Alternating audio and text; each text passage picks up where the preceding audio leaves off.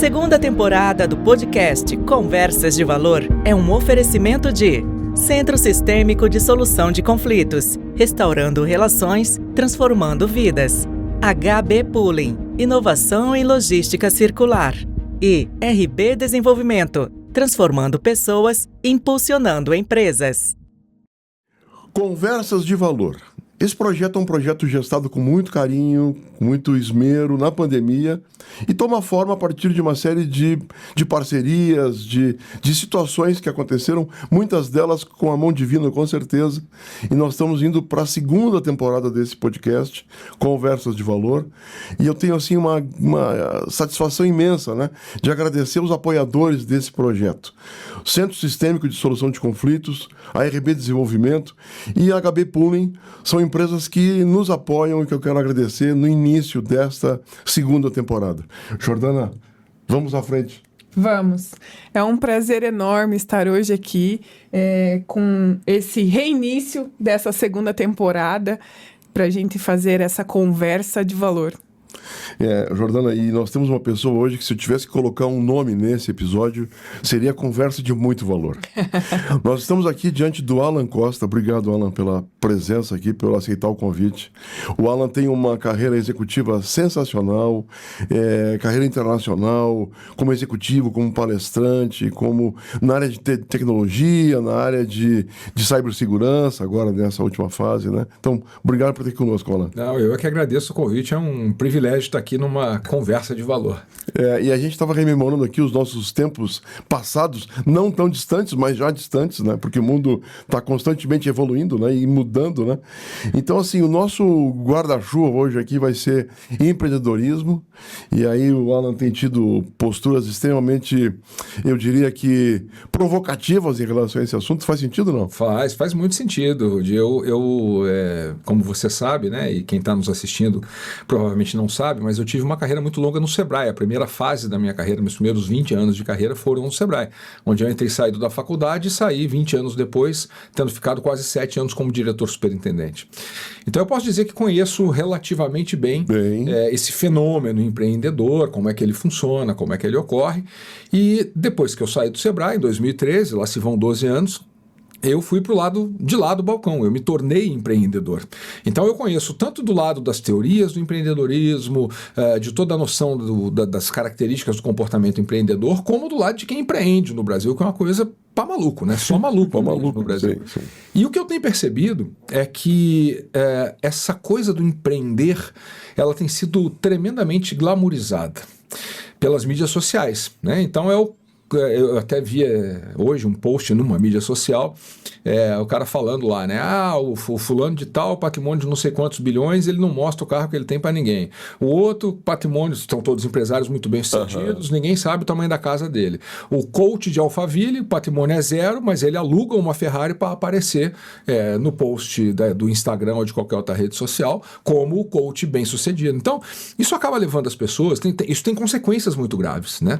Porque isso acaba levando as pessoas a acreditar que empreender é um mar de rosas. Pô, empreender é legal, eu vou andar de Ferrari, vou andar de avião, e esses caras que postam no jatinho, 90% das vezes também é alugado, é um esquema para mostrar em rede social. E acabam tomando a decisão de empreender pelas razões erradas. Empreender é fascinante, é um negócio maravilhoso, eu recomendo para todo mundo. Mas antes de empreender, saiba onde é que você está se metendo, porque não é simples. É como montanha-russa no parque de diversões, né? É frio na barriga. Às vezes você está lá em cima, às vezes você está lá embaixo, daqui a pouco você está lá em cima de novo. E você tem que ter preparo, você tem que ter estômago para conseguir aguentar isso. Sem dúvida. Não, e a descida é muito rápida, né? A descida é muito mais rápida do que a subida, né? Inacreditavelmente rápido. Subir leva anos. Exatamente. A descida, numa canetada de um presidente da República meio amalucado, muda o cenário. É o que aconteceu com o CPMF, por exemplo. O empresário brasileiro se programou. O grande problema do empresariado, Ruth, não é a situação econômica difícil, não é a maré de tempestade, não. A gente se prepara para isso. O grande problema do empresário é a imprevisibilidade. Quando você não consegue saber o que vai acontecer, aí, cara, como é que você vai se preparar? E quando um presidente da República toma uma decisão como essa, de numa canetada aumentar o CPMF, que é um tributo, um imposto, que incide sobre todo mundo, você não tem como escapar disso, e faz isso da noite para o dia, hoje não tem, amanhã tem, isso torna qualquer planejamento inútil. Você não tem o que fazer para conseguir se preparar para aquilo adequadamente. Então, por essas e outras, que empreender no Brasil é realmente uma sucessão de sustos, né, altos e baixos.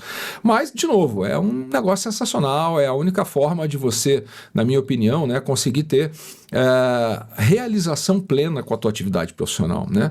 Primeiro, porque se você vai empreender, provavelmente você vai fazer isso com alguma coisa que você gosta muito de fazer, né? Que conhece bastante, exatamente, que domina. Que você domine, né? E esse é um outro lado da glamorização do empreendedorismo muito perigosa, né? A gente também viu a frase, encontre aquilo que você ama e se dedique àquilo. Essa postura sua é muito enfática, né? Eu tenho visto alguns cortes seus. Velho. Eu sempre brinco, eu gosto muito de tocar guitarra, eu tenho um estúdio em casa, tenho umas 10 guitarras, uns 10 violões e tal, mas aquilo pra mim é igual quando eu jogava futebol, quando eu era mais jovem, e você chegava na pelada, o cara que chegava com aquela chuteira cor-de-rosa choque brilhante, com as caneleiras reluzentes, era o cara que não jogava nada. Ele só ia, né? Todo fantasiado. Exatamente, para poder jogar. É mais ou menos a mesma coisa que acontece comigo. Eu tenho um monte de guitarra e um monte de violão, porque eu tenho a frustração de ser um músico muito mal sucedido. E adoro aquilo. Agora, se eu for viver daquilo, cara, eu vou passar fome, porque eu não tenho o dom necessário, eu não tenho o estudo necessário, o aprendizado necessário para me dedicar àquilo profissionalmente. Mas você é modesto, porque eu já ouvi você tocar, e para quem é leigo, que não entende nada, como é o meu caso, você é um E é engraçado essa fala, porque para mim, dentro da minha realidade, né, como advogada, remete muito à segurança jurídica, né? E nós não temos hoje uma segurança jurídica que a gente possa chamar de nossa, exatamente, né? E aí isso tem, de novo, aí as consequências elas vêm no formato de bola de neve, porque o investimento estrangeiro foge, que ele não vai entrar num lugar onde ele não tem segurança jurídica, isso leva a um agravamento da crise econômica, isso leva a uma perda maior do poder aquisitivo, isso leva a mais inflação, isso vai tendo desdobramentos, né? Claro, mas Alan, assim, eu acho que concordo em gênero, grau e número com essa questão de que a gente está à mercê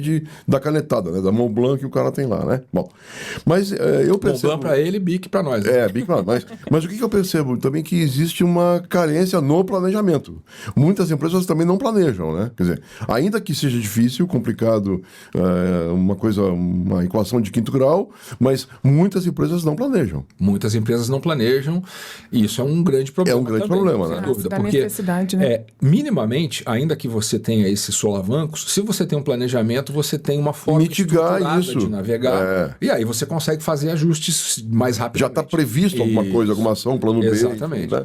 Agora, quem não planeja, aí conta com a sorte, né? E contar com a sorte, especialmente num país como o Brasil, não é muito recomendável, né? Uhum. Alan, em termos assim de carreira, esses movimentos que você fez, foi planejado? ou me conta um pouquinho, Alan pelo Alan, como dizia a Maria Gabriela. Eu né? acho que uma das coisas mais interessantes que eu tenho é a forma como a minha carreira se desenvolveu, né? Me fazem muito essa pergunta: você planejou todos esses movimentos? E eu sempre respondo o seguinte: jamais. Eu não planejei os movimentos. Agora, eu sabia onde eu queria chegar. Uhum. Eu não sabia exatamente por qual caminho, né? Mas eu sabia que, por exemplo, eu entrei na faculdade, vindo de família bastante humilde, então meu primeiro foco na vida era me sustentar. Eu precisava ganhar dinheiro para me sustentar, para não depender mais do meu pai, porque ele não tinha condição de me ajudar de maneira substancial e tal. Então, o primeiro foco era: eu preciso me formar, preciso arrumar um emprego, porque a minha geração, a nossa geração, né, é a geração do emprego para a vida toda. Exatamente. Né? Era a referência. O modelo mental é esse. Entra na empresa e fica 30, 40 anos lá. Não, por acaso eu fiquei 20 anos no Sebrae. Uma vez superada essa fase de arrumar um emprego e garantir a subsistência, aí veio o próximo passo. Qual que era o próximo passo? Eu queria uma posição de liderança, que para mim era virar gerente de alguma coisa. Aí, bom, para isso eu preciso fazer algumas coisas. Primeira delas, minha formação é técnica, eu era analista de sistemas. Então eu preciso de algum tipo de formação humanística, eu preciso entender de gente. Aí fui fazer minha primeira pós-graduação em desenvolvimento gerencial para executivos, fui fazer meu MBA, depois fui fazer mestrado em gestão, e as coisas foram acontecendo. Aí eu consegui virar gerente, muito rápido até, com 23 anos eu já tinha uma posição de gerente de tecnologia. E aí veio o passo seguinte. Qual que é o passo seguinte? Agora eu quero virar diretor. Eu preciso ser diretor de algum lugar. Então a pessoa me pergunta, você se preparou para ser diretor do Sebrae? A única coisa para a qual eu não me preparei foi para ser diretor do Sebrae. Eu me preparei para ser diretor, ponto. Aonde eu tivesse lugar para empregar as minhas competências, as minhas habilidades. Então aí de novo fui estudar, continuei nessa direção de evoluir. Cheguei a diretor, aí vamos agora para o próximo passo. O próximo passo é o quê? Agora eu quero virar palestrante, porque eu queria empreender de alguma maneira e criar uma empresa de palestras me parecia a melhor maneira de fazer isso. E eu sempre brinco que você tem que tomar cuidado com o que você deseja, que pode acontecer. Pode acontecer, eu comecei a carreira de palestrante em 2014, em 2018 eu terminei o ano com 119 palestras feitas. Ou seja, eu vivia em hotel e aeroporto. Aí, agora o próximo estágio da carreira é o quê? Não, eu preciso desacelerar essas viagens, porque eu estava com Mariana, minha filha mais nova, com 3 anos, e eu não queria passar com Mariana algo que eu já tinha vivido com o Luca lá atrás. O Luca é meu filho mais velho, hoje com 23 anos. E quando ele nasceu em julho de 2002, em setembro de 2002 eu fui para a Inglaterra fazer o meu segundo mestrado. E deixei ele com a mãe. Então eu não tive as primeiras coisas, por exemplo. E eu sinto muita falta disso. E não tem como recuperar. E eu não queria passar por isso com Mariana. Aí veio o próximo estágio. Aí eu volto para o mercado como executivo, né? Eu assumo a presidência da Celepar por um tempo. E depois eu aí viro empreendedor novamente, me torno sócio, compro uma parte da SH, que é a empresa de um amigo meu, que me convidou no movimento societário, o sócio estava saindo e abriu uma oportunidade para que eu pudesse comprar a parte desse sócio e ir para a operação da empresa para criar uma área de inovação. Né? Porque nesse período a gente pesquisou muito sobre inovação, eu montei negócio sobre inovação, como o AAA lá com o Ricardo Moinho. Né? E aí agora eu estou nessa fase já preparando o próximo estágio. E qual que é o próximo estágio? O próximo estágio é realizar o sonho de todo empreendedor, que é vender a empresa. Mas como assim vender? Lógico, se você, falar para a câmera, se você é empreendedor e não está criando um negócio com o sonho de vender esse negócio, eu acho que você está fazendo alguma coisa errada. Porque realizar o fruto do seu trabalho, que é aquilo que vai te dar tranquilidade pro resto da vida, pra tua família, etc. e tal, né? É na hora que você arruma alguém interessado em comprar o teu negócio, porque você criou um negócio de valor, né? E essa foi uma grande razão, Rudy, pela qual, e aí você vê, né, a gente sempre está tangenciando a questão do empreendedorismo. Essa foi uma grande questão também pela qual eu decidi que eu não podia ser só palestrante. Eu continuo sendo palestrante, continuo fazendo palestra, é um negócio que eu adoro fazer, mas essa não é a minha principal ocupação. Sabe por quê? Porque o palestrante, via de regra, é um empreendedor. Ou seja, a empresa sou eu. Eu ganhava muito dinheiro fazendo palestra, um mercado que remunera muito bem, eu não tinha nada do que reclamar. Mas sabe quanto valia a minha empresa na hora que eu cansasse? Valuation é zero. Porque sou eu. Se não tiver eu, não tem empresa. Então na verdade, eu percebi, né, naquela transição ali em 2018 para 2019, que eu estava criando algo que não tinha valor. E aí eu já estava ali, eu tô com 53 hoje, então eu estava ali pelos 46, 47, mas cara, tá na hora de eu criar alguma coisa de valor, porque daqui a pouco não vai mais dar tempo. E foi aí que eu aceitei o convite do Rodrigo para ser sócio da SH, e é onde nós estamos hoje. Quase fizemos um IPO, que seria uma forma de vender a empresa em 2021, mas infelizmente fechou a janela, e desde então não tem mais IPO no Brasil, mas a empresa está hoje muito bem estruturada, com uma governança de empresa pública, né, com conselho de administração, auditoria trimestral, publicação de relatórios de resultados trimestrais, porque na hora que abrir a janela, a gente eventualmente pode novamente retomar esse caminho, exatamente. Claro. Que caminho, né, Jordana? Que caminho. Eu tô aqui encantada com toda essa experiência e com todo esse caminho. E eu acompanho o Alan há algum tempo, né? E, Alan, eu quero eu acho que é importante nesse podcast eu te contar, né? Você me socorreu de um jeito que você talvez não imagine o quão foi importante aquilo. 2019, no curso de formação de CFO, eu sou professor da disciplina de liderança, que é a disciplina que abre o curso, né? Ele é um curso de 1 ano, com aulas às sextas à noite e sábado o dia inteiro. Bom, e nós estamos indo para a 11ª turma, eu sou desde a primeira turma professor desse curso, né? Hoje é uma parceria do IBEF com o ISAI, né? Bom, mas já teve na PUC, já teve lá na UP, e nessa época eu estava pela UP, e eu, erroneamente, entre aspas, eu anunciei na sexta-feira de que no sábado à tarde nós teríamos uma visita de um presidente de empresa falando das expectativas com o diretor financeiro. Seria uma atividade que ocuparia boa parte da tarde, enfim. E amanheceu o sábado, esse diretor, esse presidente teve uma situação de luto e mandou uma mensagem: olha, eu estou indo para Londrina. Então, e eu estava saindo da minha casa, eu moro aqui no Centro Cívico, indo para a UP, e eu pensei, o que eu faço na parte da tarde? E aí mandei mensagem para você, mandei para o Gasparino, que era, na época ele era conselheiro da Petrobras, e mandei para a Ruth lá na Propósito, né? Foi minha colega, depois trabalhei com ela lá na Bert, enfim. E eu digo, alguém há de me mandar alguma mensagem, enfim. Olha, o Gasparino se propôs a entrar por Skype, na sala de aula, né? A Ruth levantou, maquiou-se e foi para frente da câmera, fez 3 vídeos, que foi uma loucura emendar aquele vídeo, enfim, e você gravou um vídeo na estrada. Ou seja, eu pedi 3 e 3 responderam sim. E você, gentilmente, você dirigindo, e você lembra disso? Lembro sim. Então você não tem ideia quão você marcou aquele ponto e quão fica claro essa disponibilidade, essa generosidade que você tem de partilhar. Né? E eu acho assim, né? A gente tem um gancho interessante aqui, porque isso é uma característica de pessoas que têm grande empregabilidade e que por isso acabam tendo sucesso. E por 2 lados. Primeiro, você pediu para 3 pessoas e 3 pessoas prontamente responderam. Cara, alguma coisa você está fazendo direito para que essas pessoas tenham essa disponibilidade. É um network que não é extorsivo, não é... Acho que esse é o ponto. Se é uma pessoa arrogante... Por interesse, Cara, ninguém vai responder. Ninguém vai responder. E assim, então foi sensacional. E do meu lado, né, isso reflete muito dos meus valores, né? Cara, eu... O tempo todo estou precisando da ajuda de outras pessoas. Não, você teve empatia. Você teve empatia porque, então, eu estou lá numa situação... Eu acho que é uma questão muito de uma troca positiva, né? Eu não entendo isso como um favor. Pô, você precisa de alguma coisa, eu posso te ajudar. Por que me custa ajudar? Eu acho que a gente hoje vive um momento na sociedade muito egoísta, né? Isso é muito impulsionado pelas mídias sociais, né? Pela primeira vez na vida a gente está vivendo num mundo em que as pessoas viajam para um monumento, por exemplo, eu quero conhecer a Torre Eiffel.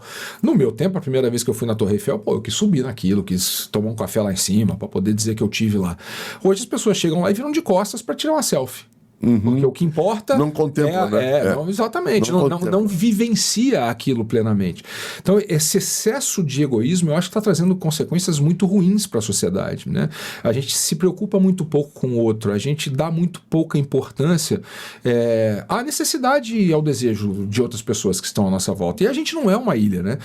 O pessoal sempre me pergunta isso, né? Pô, como é que você consegue fazer tanta coisa ao mesmo tempo e tal? Porque nesse período todo que eu comentei há pouco, eu ainda montei a Curitiba Angels, que é um grupo de investidores anjo, tem investimento em várias startups, fui sócio de uma produtora, enfim, tem vários negócios que a gente vai circulando. Faz um passeio anual de moto por um lugar totalmente inóspito, desconhecido. Esse é um compromisso que eu tenho comigo mesmo. Todos os anos eu tenho que fazer uma viagem de moto para algum lugar do mundo. Isso para mim é inegociável. Já teve em vários... Teve no Atacama? Já tive no Atacama, já tive no Ushuaia, aqui no sul do mundo, já tive na Correteira Austral, tive na Austrália, tive na África do Sul, tive em Botsuana, tive na Namíbia, tive em todos os países ali da Escandinávia, subi até o North Cape, né? Olha o nosso convidado.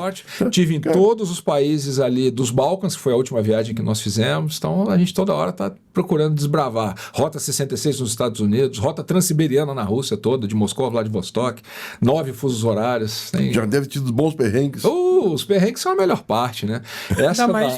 Essa da Rússia teve um caso muito interessante, né? Na verdade foi uma sucessão de casos interessantes, porque nós tínhamos as motos reservadas, eu fui com um amigo meu, e nós tínhamos as 2 motos reservadas, e uma semana antes de embarcar, nós recebemos um e-mail da empresa que nos alugaria as motos, dizendo que teve um imprevisto, não ia poder alugar as motos. E já tínhamos advertido que a Rússia, especialmente naquela época, vai fazer quase 10 anos, era um país em que os acordos são meio... ali. E aí, e agora? O que vamos fazer? Não tem mais moto. Aí comecei a procurar, revirei a internet, achei um cara que tinha uma empresa de aluguel de moto em Moscou. A gente originalmente ia sair de moto de São Petersburgo. Achei um cara em Moscou. E ele disse o seguinte, olha, minha frota está toda alugada, mas eu vou fazer o seguinte, eu vou tentar arrumar 2 motos para vocês. E ele conseguiu arrumar. E aí, Rudy, essas alturas do campeonato, o cavalo dado não se olha os dentes. Quando nós chegamos lá, uma das motos era uma moto boa, ela estava em excelentes condições, mas a outra moto era um Frankenstein. E literalmente um Frankenstein. Como é que a gente descobriu isso? Porque no meio da viagem, eu já conto essa história, nós tínhamos que desmontar a moto. Porque tinha que trocar o disco de embreagem da BMW. E o disco de embreagem da BMW fica exatamente na junção do cardan. Então você tem que literalmente desmontar a moto. Metade para um lado, metade para o outro. Você tira o disco, bota o disco e remonta. E quando nós fizemos isso, nós vimos que tinha números de chassis diferentes. A traseira tinha um número de chassi, a frente tinha outro número de chassi. Era uma moto Frankenstein. Mas aí nós pegamos a moto, saímos, e aí, claro, essa moto acabou dando problema. A gente estava a uns 100 quilômetros de Omsk. Você sabe onde fica Omsk? Só quem jogou o War na adolescência sabe onde fica Omsk, porque lá no tabuleiro do War tem Omsk. É uma cidadezinha no interior da União Soviética, já próximo da Sibéria. E é uma cidade que, assim, Dostoiévski ficou exilado lá um tempo e ele escreveu um poema onde ele dizia que Omsk tinha um calor tão desgraçadamente empoeirado que até os cachorros fugiam de lá. Esse é um trecho do poema de Dostoiévski homenageando Omsk. Nós ficamos lá. E aí como é que você resolve um problema desse no interior da Rússia, em que só se fala russo? Aí aciona ajuda em Moscou, vai mandar peça, arrumou uma oficina. A oficina era do pinico à bomba atômica. O cara trabalhava com moto, mas trabalhava com barco. Tinha um barco lá que ele estava montando um barco, tinha carro, tinha tudo. O que você imaginar tinha naquela oficina. E 4 dias preso numa cidade, dependendo de Google Tradutor, né? Falava aqui, o cara escutava lá, falava aqui e tal, não sei o quê. Você não tem nada para fazer. Tédio absoluto, né? Mas faz parte do processo, né? Felizmente tinha um Ibis, que era um hotel minimamente confiável na cidade, e do lado do Ibis tinha um restaurante. Então todos os dias a gente acordava, ia para a oficina de manhã, chegava lá, via de regra a moto estava do mesmo jeito, porque estava esperando a peça chegar, não vamos chegar e tal. Voltava pro hotel, ia pro restaurante do lado, comia um estrogonofe, que lá se come com purê de batata, e não com arroz e batata palha como nós comemos aqui. Pedia uma garrafa de vodka, tomava aquela garrafa de vodka inteira e ia dormir borrátil para poder passar o tempo, né, naquela situação. Mas os perrengues são a melhor parte das viagens sempre, né? Onde você aprende, onde você exercita habilidades que não estão dentro daquelas que você usa no dia a dia. É isso que eu acho fascinante, né, dessas viagens. O grupo é sempre o mesmo ou não? Nós temos um grupo de 6 pessoas que é sempre o mesmo. E aí eu vou falar isso aqui hoje publicamente pela primeira vez, mas aí é bom porque até vai diminuir um pouco o assédio, né? As pessoas quando vêm esse tipo de viagem, elas ficam fascinadas, eu quero fazer isso, aí os amigos, na próxima eu vou, quero ir também, me avise e tal. E a gente sempre, legal, tal, vamos combinar, mas a gente nunca combina. Por uma razão muito simples. É uma panela de tampa fechada. É um grupo fechado. Uhum. E por que é um grupo fechado? Não é porque nós somos soberbos, não é nada disso. Você consegue imaginar como é você passar 3 semanas com um grupo de 5 outras pessoas, onde você tem que o tempo todo negociar ritmo, lugar de parada, o que você vai comer, qual é o roteiro que você vai fazer, em que hotel que você vai ficar, qual é a velocidade que você vai andar. Você já se conhece. Isso é uma bomba relógio. Já está azeitado esse processo. E nós funcionamos de uma maneira absolutamente perfeita, porque a gente se conhece muito bem, todo mundo conhece os momentos de explosão de todo mundo tem, e aí respeita, enfim. Que bacana, né? Não dá para colocar a gente fora, nós já fizemos isso uma vez. Nós fizemos isso numa viagem que nós fizemos para um dos lugares, eu não vou falar qual foi essas viagens, né? Até porque senão a pessoa vai saber que eu estou falando dela. Mas foi uma pessoa que não fazia parte do grupo. Rude, foi um tormento. Um tormento. Estresse. Um tormento. No meio da viagem, o membro do grupo que tinha trazido essa pessoa, nós fizemos uma reunião com ele e falamos, cara, daqui pra frente, esse cara é problema seu. É você que vai dormir com ele, é você que vai lidar com ele, não quero mais saber desse cara. Não pode demitir a pessoa. Você que trouxe, agora a responsabilidade é tua, né?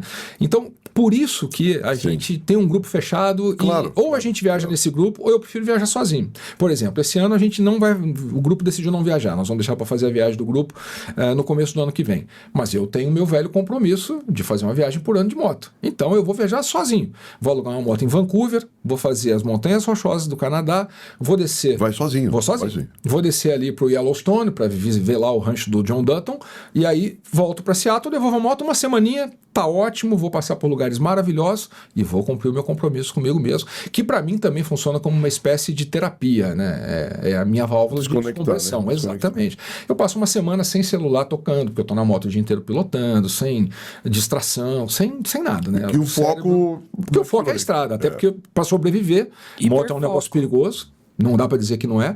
Para sobreviver, você tem que estar muito atento, você tem que estar muito ligado naquilo, porque da moto você não pode cuidar só de você tem que cuidar de todo o entorno, né? Você tem que cuidar da estrada, você tem que cuidar dos postos onde você vai abastecer, você tem que cuidar dos outros carros, outros caminhões que estão circulando na estrada, então exige muita atenção, e ao concentrar a sua atenção ali, todo o resto interessante esse padrão de comportamento e a gente correlacionar ele ao empreendedorismo, né?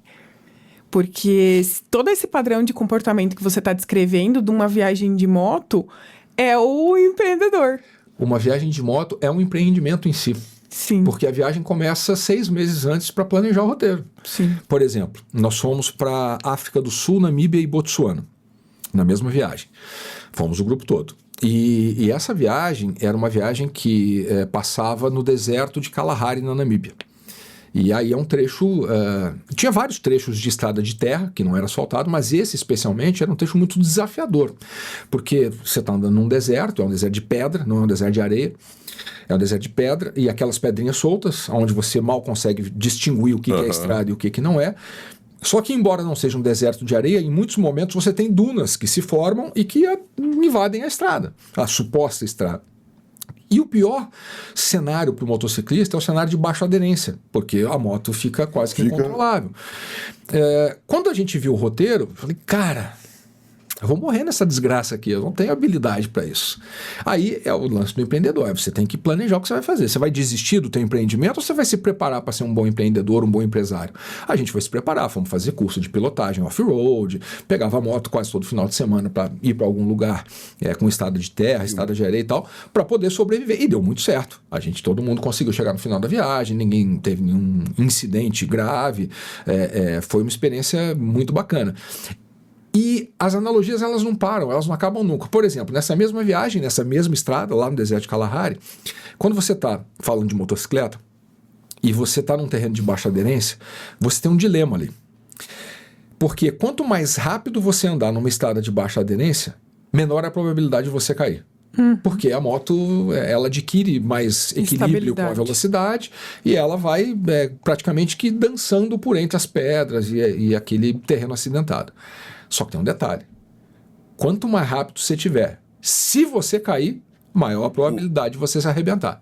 E aí, como é que você dosa isso, né? Até que ponto você está disposto a ter um pouco mais de estabilidade, acelerando mais risco, mas ao mesmo tempo sabendo que a maior estabilidade te traz mais risco. Então é uma negociação permanente com você mesmo, né? E isso como você muito bem falou, é o dia a dia do empreendedor, né? Até onde eu estou disposto a assumir risco, né? Será que a estabilidade é realmente... E o desejo do prazer. E o desejo do prazer, como é que fica isso, né? Então é fascinante, é realmente muito legal.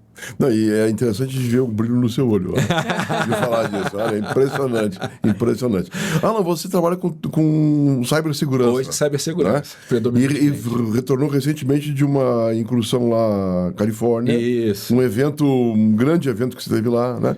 O que você tem percebido desse mundo da cibersegurança? Rude, a gente teve agora num evento chamado Black Hat, que é um evento que acontece em Las Vegas todos os anos, é provavelmente o maior evento da área de segurança digital do mundo. E o que a gente percebe, né, Rude, é que assim, a gente pode começar falando de mundo e depois trazer isso para o Brasil, né? Bom, genericamente falando, o mundo não consegue mais viver sem segurança digital, é óbvio, porque o mundo se digitalizou, nós nos digitalizamos e tudo isso precisa de segurança. Por quê? Porque a atividade do hacker, que é o bandido criminal, o bandido digital, né, o criminoso digital, ela se tornou extremamente lucrativa. Antigamente, para você virar bandido, você tinha que, no mínimo, arrumar uma arma. Então você tinha o custo de comprar a arma, de alugar a arma. Você tinha que ir para o semáforo, e ali no semáforo você tem o risco de levar um tiro, você tem o risco de te prenderem, você tem... Tem que se expor, né? Tava ali. É um negócio que não é simples. Rapaz, qualquer menino de 16 anos com um computador no quarto vira um criminoso digital com uma recompensa infinitamente superior do ponto de vista do potencial do que para o bandido de pé rapado da rua ali que está ali para roubar eventualmente um relógio, um celular, um negócio. Porque se ele for um bom hacker, ele do quarto dele consegue faturar milhões em Bitcoin. Então isso tornou a atividade do hacker uma indústria mesmo. Hoje é uma indústria, existe uma indústria de hackerismo. Você não entende nada de hackerismo, você não sabe invadir nada, não tem problema. Tem empresa que fornece isso para você como serviço. O acordo que ela faz com você é o seguinte: você vai usar minhas ferramentas, eu vou te ensinar como é que faz isso aqui, o passo a passo e tal, e tudo que você conseguir amealhar utilizando isso, metade é seu, metade é meu, você não precisa saber nada, eu te dou os instrumentos todos. Então, olha só, hein? Isso tornou a vida de quem defende do outro lado uma babel. Até porque o hacker só precisa acertar uma. Isso, e nós temos que proteger todos os lados, todos os flancos e tudo mais. Então isso tornou a indústria de cibersegurança muito grande no mundo. As empresas hoje, principalmente nos mercados mais maduros, como Estados Unidos, elas estão muito conscientes da importância disso. Hoje todas as empresas médio e grande porte nos Estados Unidos, a área de segurança digital é uma área independente, ela não é uma área da tecnologia como era antes. O cara da tecnologia tem lá um profissional que cuida da segurança. Não, ela hoje é uma área e é uma área que se reporta diretamente ao C-Level porque ela passou a ser uma área estratégica. O tema cibersegurança, ele subiu para o conselho. Ele não é mais um tema, antigamente a gente falava operacional. A turma da TI resolve esse troço. Não, a turma da TI não resolve esse troço, porque numa eventualidade de um ataque digital, a empresa, além do prejuízo financeiro, que pode ser muito significativo, ela tem um dano de reputação que é imensurável. Você não tem como medir isso. Existem exemplos de empresas que quebraram depois de um ataque digital importante, que impactou significativamente as operações. E aí, descendo isso para o Brasil, decantando isso para cá, o que a gente vê é o seguinte: ao longo dos últimos anos tem evoluído, mas está longe do ideal. A gente em cibersegurança fala de uma expressão que é o nível de maturidade em cibersegurança. Trocando em miúdos, para quem está nos atendendo, o que o nível de maturidade avalia, né? Ele avalia o quão eficaz é a sua postura com relação à segurança digital. Quando você não tem nada, você precisa pelo menos colocar algumas ferramentas básicas. Esse é o primeiro nível de maturidade. Isso vai evoluindo até um nível em que você tem monitoramento total de tudo que acontece, com práticas de governança, com DRC, com tudo que é necessário para você ter sucesso na sua estratégia de defesa. E o que a gente percebe no Brasil é que a maioria das empresas ainda está muito aquém do que seria o desejável do ponto de vista do nível de maturidade, né? Em cibersegurança, a gente diz que nada é 100% seguro, né? Só tem dois tipos de empresa: as que já foram invadidas e as que não sabem que já foram invadidas, porque provavelmente já foram e nem ficaram sabendo, né? Então, uma boa estratégia de defesa cibernética, ela parte do pressuposto que você vai ser invadido em algum momento. E o X da questão é o tempo que você demora para perceber que foi invadido e para responder a esse ataque. É aí que está o pulo do gato. Porque se você tem monitoramento 24/7, nós temos na empresa 2 SOCs. O SOC é o Security Operations Center. É aquela sala da NASA cheia de televisão para todo lado, cheia de gente 24 horas por dia olhando para aquilo para ver o que está acontecendo. Mas e a IA? A IA é boa pra caramba, mas tem coisa que ainda precisa de gente olhando, até porque pode ter um alarme falso e você dispara um monte de procedimentos que não levam a nada. Então você tem que ter atuação humana naquilo. É imprescindível. Então a gente tem esses SOCs que monitoram 24/7. Quando identifica que alguma anomalia aconteceu, a ação tem que ser imediata. Porque aí você consegue conter o dano. O hacker entra, mas você bloqueia ele, você isola ele, você tem medidas que você pode tomar de modo que ele não consiga fazer nada e não vai te gerar prejuízo. Num caso recente que ficou famoso na mídia, né, aquele ataque a uma empresa coligada ao sistema do Pix, do Banco Central, que o hacker supostamente conseguiu desviar milhões em Bitcoin, etc. e tal. O ataque em si não surpreende, porque a forma como os criminosos conseguiram invadir o sistema foi com o que a gente chama de credencial, que nada mais é que uma senha de acesso. Claro, alguém vendeu aquela senha de acesso em troca de banana, e aí a pessoa tinha um acesso legítimo. Só que hoje você tem ferramenta, por exemplo, que faz análise de comportamental, que dizem o seguinte, por exemplo: o Rudy chega todos os dias na empresa às 9 horas da manhã, faz login no sistema de gestão e passa o dia logado, e às 18 horas ele desloga. Ele nunca errou a senha dele, então eu sei que esse é o padrão de comportamento do Rudy. E ele usa tais e tais sistemas. Aí num belo dia, o Rudy tentou logar no sistema aqui 3 horas da manhã, ainda errou a senha 2 vezes. Isso aí já é suficiente para disparar um alerta. Opa. E aí alguém tem que ir lá verificar o que está acontecendo. Então, o que causa espanto é que tenha se demorado tanto tempo para identificar o que estava acontecendo e tanto se demorou que o hacker conseguiu ter sucesso e desviar quantias significativas de dinheiro. Milhões, Mas, assim, é um campo extremamente amplo, que cresce cada vez mais. E que nos dá a oportunidade. Eu sempre falo muito de propósito, né, Ruth? Você me acompanha há muito tempo, você sabe que eu gosto muito de enxergar uma razão para fazer as coisas que faço. Acho que tudo tem que ter um propósito. Por que eu não deixo de fazer palestra? Porque, cara, palestra para mim é a construção do meu legado. E você impacta pessoas. Eu acho que é importante. Exatamente. Às vezes uma pessoa. Exatamente por isso. Quanto feedback que você deve ter recebido, já recebe? Maravilhoso. Né? E aí, assim, cada pessoa que de alguma maneira eu consigo tocar com uma mensagem e consigo mudar alguma coisa, na verdade quem muda é ela, mas eu consigo dar um impulso para que ela mude, isso é um pedacinho do meu legado. Eu estou construindo isso. Então tudo tem que ter um porquê. E a área de cibersegurança, ela tem um propósito muito bacana, né? E a forma mais fácil da gente entender que propósito esse é o seguinte: imagine a quantidade de crianças e adolescentes que utilizam a internet sem nenhum tipo de supervisão. Isso acontece todo dia.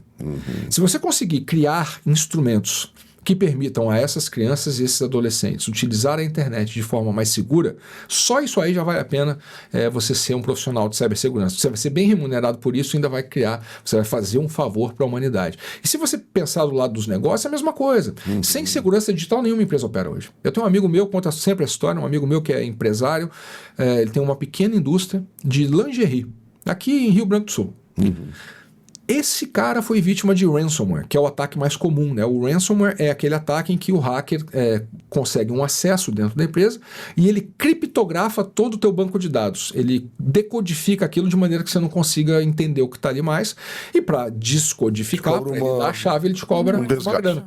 E aí as pessoas acham, não, mas isso é coisa para grande empresa. Não, não é. O meu amigo, 50 costureiras lá fazendo lingerie para ele, foi vítima de um ransomware e teve lá que se virar para conseguir resolver a equação. Então, se você consegue criar meios para que essas empresas possam, com uma solução com bom custo-benefício que se justifique, operar de maneira mais segura e preservar os seus negócios, isso vale a pena acordar todo dia para fazer isso. Aliás, uma pergunta, na sua empresa, qual é o perfil de cliente? É pequena, média, grande?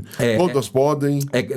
No caso da SH é grande empresa, Ruth. Grande empresa. Por que é grande empresa? Né? Porque as soluções que nós ofertamos são como aquele terno de alfaiataria feito sob medida para você. Em outras palavras, é relativamente pouco escalável porque eu preciso customizar muito. E por que eu preciso customizar muito? Porque o meu cliente é a grande empresa. Então eu pego um banco X e um banco Y, são duas empresas do mesmo segmento, mas mesmo assim as necessidades são completamente diferentes. Se eu falar de um banco e de uma indústria, por exemplo, aí então é que as necessidades são mesmo completamente diferentes. A indústria vai ter questões de IoT, de internet das coisas, etc. e tal. Então o nosso cliente típico hoje é o cliente, esse ranking não existe, mas se existisse o ranking das 2.000 maiores empresas do Brasil, esse é o nosso cliente típico. A gente, de 2 anos para cá, a gente começou a desenvolver algumas soluções um pouco mais padronizadas, com menos flexibilidade, porque isso nos permite levar essa solução para empresas de menor porte com um custo mais viável. Porque, lógico, para tudo na vida é assim. Você pode comprar um Audi, por exemplo, que é um carro absolutamente excepcional, e você pode comprar um Porsche, que inclusive é do mesmo grupo, tudo da Volkswagen. A diferença é que o Audi você vai pagar ali, eu não sei quanto está custando um Audi hoje, 400 mil, 300 mil, sei lá, mas a sua possibilidade de customizar o Audi vai ser limitada. No máximo você vai escolher a cor do carro, a cor do interior e tal.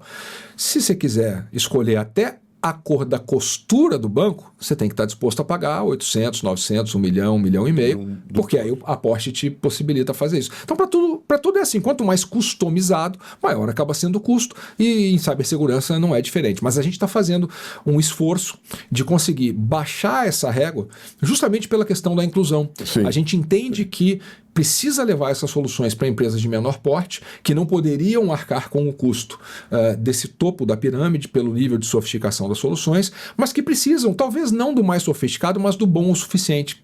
Até porque em cibersegurança, e isso vale tanto para as empresas quanto para nós, né? Porque nós também temos que se preocupar com isso, né? Esse celularzinho que estão aí. Isso aí, cara, se alguém acessar esse negócio, cara, tua vida tá aí dentro. Tua vida tá aí dentro. A gente, quando pensa, né, em cibersegurança dessa maneira, tem uma piada que é a seguinte, né? Os dois caras, eu sou terrível para contar piada, mas o que importa é a história. Os dois amigos estavam lá na selva e tal, e aí armaram a barraca para dormir e tal, e apareceu um leão. Quando um dos amigos viu o leão, ele imediatamente pegou o seu tênis de corrida e começou a calçar. Aí outro amigo falou para ele, cara, você tá louco? Você acha que você vai correr mais do que o leão? Ele olhou para o amigo e falou, eu não preciso correr mais do que o leão, eu só preciso correr mais do que você.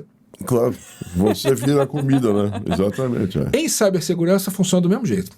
Então, eu posso não ter a melhor proteção do planeta, mas se eu tiver alguma proteção, eu já estou muito melhor que a maioria das empresas que não tem nada, né? E o hacker, ele não é burro, muito pelo contrário, ele normalmente é inteligente pra caramba, ele vai procurar onde é mais fácil. Isso é uma condição humana, né? Onde eu tenho mais facilidade é onde o ladrão de casa também faz sempre, isso. Exatamente. Você bota uma cerca elétrica, você já está melhor que a maioria dos vizinhos que não tem cerca elétrica. E assim vai. Sem dúvida. Alan,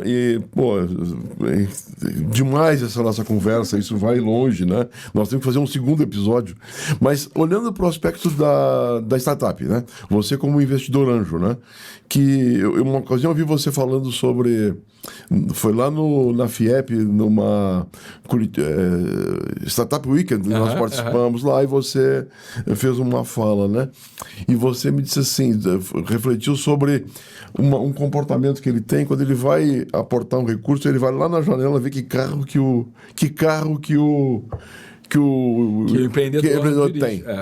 Se ele tem um carro do ano, cuidado, não é isso? Cuidado, exatamente, porque a prioridade dele não é a empresa. Não é a empresa. Ele está pedindo dinheiro para investimento na empresa dele. Quem é o maior interessado em fazer a empresa dele se desenvolver? É ele mesmo. Ele está disposto a abrir mão de parte das ações dessa empresa para atrair um dinheiro de fora. Cara, então antes disso, vende o teu carro e bota o dinheiro aqui, pega o carro inferior. E se você acredita mesmo, é o que você vai fazer. O empreendedor apaixonado. Ele vai lá na janela ver que carro assim. O cara tem, né? Então, e tem um outro aspecto, né? Tem um ditado que diz que gato gordo não caça, né? Gato gordo não caça. Então, eu já deixei de investir em startups porque os fundadores eram pessoas muito bem formadas, nas melhores faculdades, mas eram filhos de pais com uma excepcional situação financeira. Rapaz, pode ser um julgamento precipitado, e eu não estou dizendo que está certo nem errado, estou falando como eu invisto o meu dinheiro.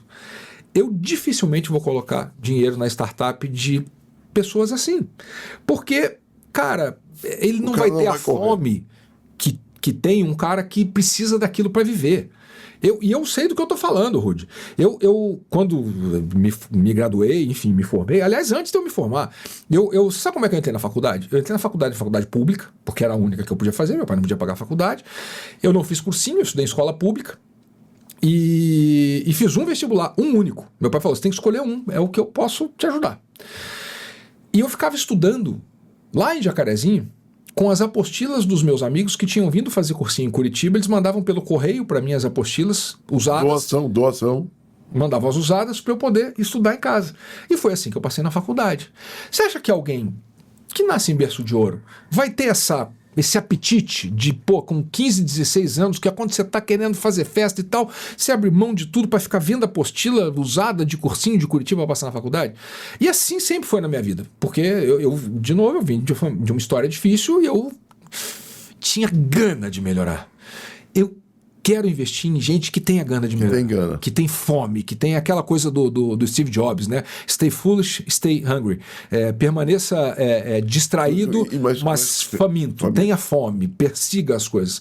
Então é mais ou menos esse raciocínio que está por trás dessa iniciativa de ir lá na janela olhar o carro que o cara está dirigindo, porque isso sinaliza muita coisa, né? Nesse mundo de startup, você vê ainda que temos muita oportunidade? Como é que você... Está maduro esse movimento? Ou é moda? O pessoal vai me bater na hora que eles verem esse podcast. Aí pode dar um corte. Porque eu também nunca falei isso antes. Eu também nunca falei isso antes, mas eu, pessoalmente, acredito que não existam boas ideias. Sempre vai ter boa ideia. Sempre teve, sempre vai ter. Mas aquele boom, aquele movimentaço de startup, cara, acabou. Acabou. O dinheiro está mais difícil, o hype de fazer a startup que vai virar o unicórnio passou, não tem mais isso, e virou uma coisa muito de modinha, sabe? De, quero montar uma startup e tal, não sei o quê, para ficar rico. Aquela coisa que a gente falou no começo, né, da glamorização do empreendedorismo. Então, eu acredito que se você tiver tempo e paciência para garimpar boas oportunidades, você ainda encontra boas oportunidades. Mas isso está cada vez mais difícil e eu, pessoalmente, tenho dedicado cada vez menos tempo a isso por essa questão. Isso é outra coisa que eu sempre digo, né? O tempo é o recurso talvez mais importante que a gente tem, porque, primeiro, é o único que é democrático. O meu tempo é o mesmo tempo que o seu, que é o mesmo tempo que o seu, que é o mesmo tempo de qualquer pessoa que está nos assistindo. O dia tem 24 horas, cada hora tem 60 minutos, cada minuto tem 60 segundos. Não tem mais, não tem menos. Passou, você não compra, não empresta, não negocia, velho, só tem esse. Então, a forma como você utiliza esse tempo é um dos maiores fatores que definem o nível de sucesso que você pode ter. Eu acredito piamente nisso. Porque se você investe, e as estatísticas mostram isso, o tempo médio de um brasileiro hoje em rede social no celular é de cerca de 8 horas. Uau! Cara, não precisa passar 8, se você passar 4, se você passar 2 horas por dia numa rede social, é 2 horas a menos que você tem para se desenvolver, trabalhar, produzir, qual é o número hoje? ficar com a família. Não fazer nada, porque é importante não fazer nada, o cérebro de vez em quando precisa de descanso. 8 horas por dia é o tempo médio. Nossa Senhora. É uma maluquice, é uma insanidade. Então, nós não ficamos. E isso indica que tem gente que fica muito mais de 8, né? Porque para média ser 8. Exatamente. Para média ser 8 é assustador isso, né? É à toa que isso reflete nos relacionamentos, né? Exatamente. Na empregabilidade. E aí isso se conecta com aquilo que a gente falou, Sim. do alto nível de individualismo. O mundo está em si mesmado, né? As pessoas entram aqui no mundinho e o resto parece que deixa de existir. Então essa questão do tempo, para mim, ela é fundamental. Até para que eu possa, por exemplo, uma vez por ano fazer uma viagem de moto. Eu preciso gerenciar o meu tempo adequadamente. Claro. Eu preciso de tempo com minha filha. É a minha razão de viver hoje. No dia que eu não consigo colocar ela na cama e levar ela para a escola e fazer alguma coisa com ela, é um dia que para mim não foi um bom dia. Então eu preciso gerenciar o meu tempo para que isso possa acontecer. Minha empresa precisa de mim, eu preciso estar lá, então eu preciso gerenciar o tempo para que isso possa acontecer. Sim. Eu gosto de tocar lá minha guitarrinha de vez em quando, né? Incomodar os vizinhos. Eu preciso de tempo para fazer isso acontecer. Claro. E eu tenho muito uma coisa de hobbies, Rudy, que eu acho que é muito importante também para essa questão de você conseguir oxigenar a cabeça, né? A moto é um negócio desse tipo. Eu agora, recentemente, me envolvi com simuladores de corrida. É um hobby apaixonante, porque aquilo te dá uma sensação de realismo absurda, o volante e tal. E tudo isso contribui para você fazer novas conexões, para você criar novas sinapses no cérebro, para que você tenha mais referência, para que você tenha mais repertório e assim você se mantenha em evolução, né? Eu estou com 53 anos, eu tenho certeza absoluta que eu vou passar do 100. Mas passar do 100, e tenho essa certeza porque meu avô morreu aos 70, meu pai morreu aos 92. Então, é uma questão, natural, né? A medicina está evoluindo, a gente está vivendo mais, está se cuidando mais e tal. Mas viver até os 100 anos, sem memória, com o cérebro sem funcionar, não tem graça, né? precisando de alguém para te levar no banheiro, cara, aí é melhor né? ficar pelo caminho. Né? Então, eu acho que do ponto de vista do cérebro, né? Para o corpo, a academia resolve, eu recomendo que todo mundo faça, né? Há 2 anos entrei numa onda mais saudável e tal, eliminei, que eu não vou encontrar nunca mais essa desgraça. Eliminei 25 quilos, né? Tô me cuidando. E você precisa se cuidar não só do corpo, mas do cérebro. E para a cabeça, essas atividades que te obrigam a aprender coisas novas o tempo todo, isso é o melhor combustível que existe. Sensacional. Alan, para encerrar, eu queria te ouvir reflexões em relação à inovação. O que você fala? Quais são as verdades que você pode... As maiores que você tem aí, as maiores manchetes? Eu vou falar uma só, que eu acho que é a mais relevante delas e que é a que causa mais confusão. Inovação também virou moda, né? E tudo aquilo que vira moda vira... Tem que ter cuidado. O fértil para bobagem. Todo mundo quer falar alguma coisa a respeito e a maioria que fala não sabe o que está falando. Conheço muita gente aí que é especialista em inovação e que nunca trabalhou num projeto de gerar inovação numa empresa, por exemplo. Conheço gente assim que, nossa, conceituadíssima em inovação. Não sei como é que alguém que nunca participou de um projeto de inovação pode falar de inovação, vai falar de teoria, né? É a história que eu sempre digo, né? Se você resolver escalar o Everest, você não vai contratar o intelectual que leu todos os livros de escalar, né? Você vai contratar o Sherpa lá que já subiu umas 3 ou 4 vezes lá em cima. Sim. Ninguém pode te levar onde nunca esteve. Eu gosto muito dessa frase. E para fechar o raciocínio de inovação, o que eu vejo acontecendo na maioria das vezes é que pelo excesso de informação equivocada, as pessoas associam inovação à tecnologia. Inovação é um aplicativo novo, inovação é um sistema novo, inovação é alguma coisa que eu tenho que usar inteligência artificial, por exemplo. Inovação não tem nada a ver com isso. Inovação é um estado mental. A inovação é um fenômeno humano. É o ser humano que gera inovação. Essa inovação pode usar tecnologia? Pode. E muitas vezes deve, porque a tecnologia é um impulsionador. Caminho, né? Agora, a tecnologia usada por alguém que não tem a mentalidade inovadora não vai servir para nada. Vai servir só para É comportamento. Inovação é comportamento. É você buscar as oportunidades, é você ter a mente aberta, é você se questionar o tempo todo. Então, a grande verdade que eu vejo que precisa ser internalizada é o fato de que inovação é um fenômeno humano. Maravilha, maravilha. Que beleza. Sensacional, né? Está preparado para os seus próximos 50 anos, então. Espero cada vez mais aprender mais. Alan, conversas de valor, uma mensagem final. Eu acho que uma mensagem de valor, ela pode ser algo na linha de dizer para as pessoas, para quem está nos assistindo, né, e que tem interesse nesse tipo de assunto, que esse mundo muito polarizado em que nós estamos vivendo, ele acaba se tornando um mundo em que as pessoas querem ter muitas verdades. É assim, é assado, é muito preto ou branco. E, cara, a sabedoria está sempre no meio do caminho. Os extremos nunca são bons. E é assim para tudo. Né? Eu vejo também, por conta das mídias sociais, as pessoas se influenciando muito sobre todos os aspectos da vida. A gente falou muito sobre empreendedorismo, mas isso vale para a saúde, por exemplo. É o biotipo da pessoa perfeita, que consegue ir para academia, que consegue trabalhar, beleza, que consegue ter filho, que consegue estudar. Tipo, meu Deus, essa pessoa tem uma vida perfeita e eu não consigo. Cara, você não consegue porque é impossível ter uma vida perfeita. É por isso, vida perfeita só existe na internet, só existe mesmo em mídia social.